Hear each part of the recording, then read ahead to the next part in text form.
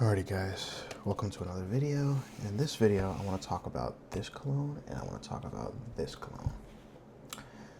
But I don't want to talk about them as individual colognes. I want to talk about them as a combination. Because I'm a firm believer that I think this combination is very, very, very seductive.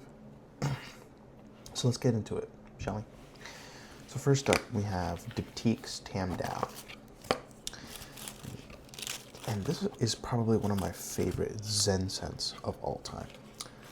And now, personally in my collection, almost everything I own is all based on, like, its everyday wearability. That really matters to me a lot. But sometimes, you just want a scent that is just like a singular scent note. Ozonic can be mixed with a lot of things, can be a good layer, can be a good on its own. It's very versatile. That's exactly what this scent is.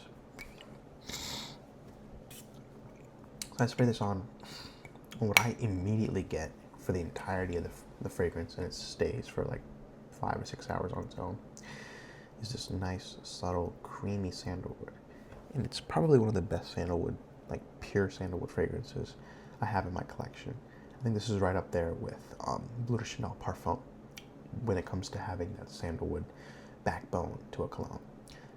Now, this on its own is very, very popular. I know a lot of people mix this with some fruitier scents to get a lot more, like a balanced, fruity sandalwood scent. Now, that's a great combination too. Like I've tried a few. I've tried this with the Ralph Lauren EDP. I think that's a really good combo as well. But my favorite combo with Diptyque Tam Dao is Prada Luna Rossa Carbon. Now, I have a very good love-hate relationship with this fragrance. As you can see, I've used a lot of this fragrance. Like, I don't know if the camera's gonna pick up, but it's like halfway through. This was probably one of the first designers that I really, really enjoyed. Now, when I first got into the game, Dior Sauvage was the most popular cologne on the face of the planet. I smelled it. I thought it was a bit much. I mean, it was a good smell. Don't get it twisted. Dior Sauvage is a very good smelling cologne. I just personally didn't like the smell because I thought it was a bit nauseating at times. And so this cologne, it's not the direct copy of Sauvage. It's like more of a, an alternative, I would say. This is more musky. This is more on just a clean, sporty vibe, whereas Sauvage has a little bit more to it. I feel like Sauvage has gotten quite underrated because, a lot of people gassed it up for all those years. But if I take this and I spray this on, well, this has a nice, very nice musky blue ozonic type notes, but it's also a very clean fragrance, very, very clean.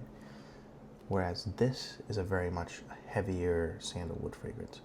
So the best thing about this is if I put this on and then I put this on, you get like a very, very nice balance between the both worlds.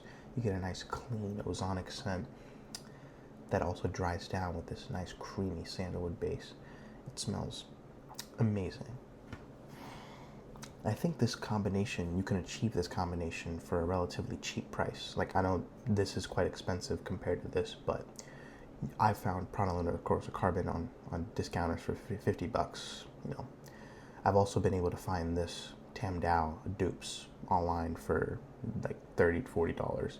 There's one by Lattafa. I can't think of the name just yet, but I know there's one by Lattafa that's a Tam Dao dupe. If you just search it up on Google, you should be able to find it. And you can combine these two. You get a very nice, unique smelling scent that not a lot of people have, that also projects, that's fresh, that's not offensive to anybody. It's just a really good combination. Like, recently I've been trying more tropical scents. I talked about it last video. We did Memoirs of a Perfume Collector, Tales of Zanzibar, and that cologne wasn't really necessarily my speed. It was a good cologne. I really enjoyed the dry down on the cologne, but the opening I thought it was a bit harsh. I might have to let it macerate, a few weeks, but as of right now, that tropical, fruity, like sweet scent that I would recommend personally to people would be God of Fire over Tales of Zanzibar. But if you're looking for more of a unique scent, I would go with Tales of Zanzibar. And with that uniqueness in mind, I think this is definitely a more unique combination. You know, I don't think I've ever seen anybody talk about this and this. I've seen a lot of people talk about this and then Dunhill Icon or this with any fruity scent. But mixing it with like a musky, soft yet sportier scent like this. Trust me, you guys. If you haven't tried it, you should definitely go get like a sandalwood based scent and then something more musky, a little bit aromatic. Spray them on. It smells fantastic. Yeah, guys. So basically, that was the video for today, and I'll see you in the next video. If you have any comments or if you like the video, please give it a like. If you could subscribe, that would be great. And I'll see you in the next video.